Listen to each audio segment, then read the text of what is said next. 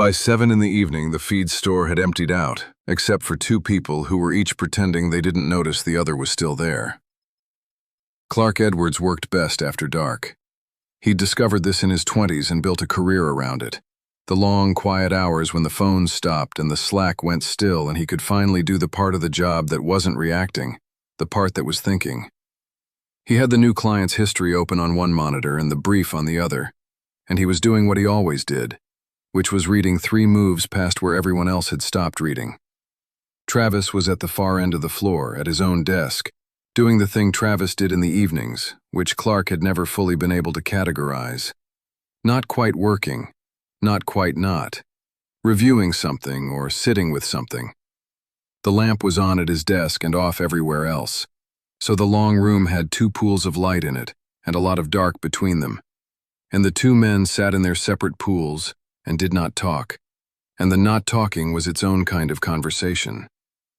Clark respected Travis, that was the truth, and it was a truth that complicated everything, because it would have been so much cleaner to not. If Travis were a fool, or a coaster, or a man who'd stopped trying, Clark could have wanted what he wanted without the friction in his chest. But Travis was none of those things. Travis was good. Travis had built this, the clients, the trust, the culture, the unglamorous building, and the genuinely good work that came out of it. The city was real, and Travis had laid every stone. And Clark thought it could be more. That was the whole thing, the entire engine of him, and he had never once said it out loud. He looked at the division Travis had built, and he didn't see a finished thing to defend. He saw a foundation. He saw the next 10 years.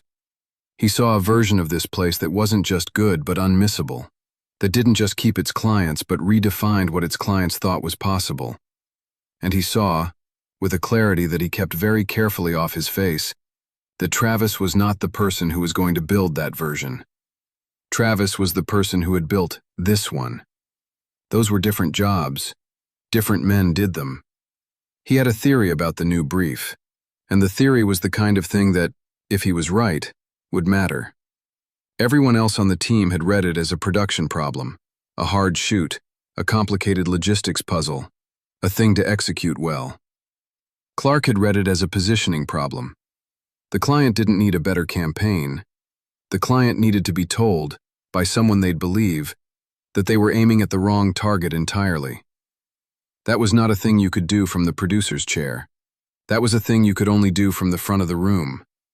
He could be the one to say it. He could see exactly how. He'd worked the whole argument out longhand on a yellow legal pad under the lamp, page after page in his small, even script, and the pad sat there in the one pool of light like the only bright thing in the room. And the seeing of it, the having of the move, sat in him like a held breath. Down the room, Travis's lamp clicked off. Footsteps. Travis came up the dark center of the floor, keys in hand, and paused by Clark's pool of light. "Still at it," Travis said, not a question. "Reading into the new one." Clark didn't look up right away, and then he did. "Good brief." "Yeah." Travis stood there a second longer than the conversation required. Something moved behind his eyes, and Clark watched it move and could not read it, which almost never happened to Clark.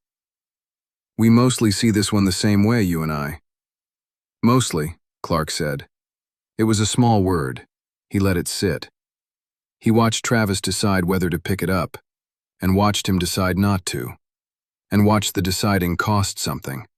And then Travis nodded the way men nod when they've agreed to leave a thing alone for one more night. "Don't burn it down," Travis said. "Go home eventually." "I will." Travis went. The big door scraped open and shut.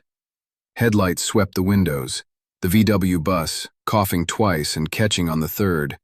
And then it was just Clark, and the 2 monitors, and the long, dark room, and the held breath, and the theory that was right.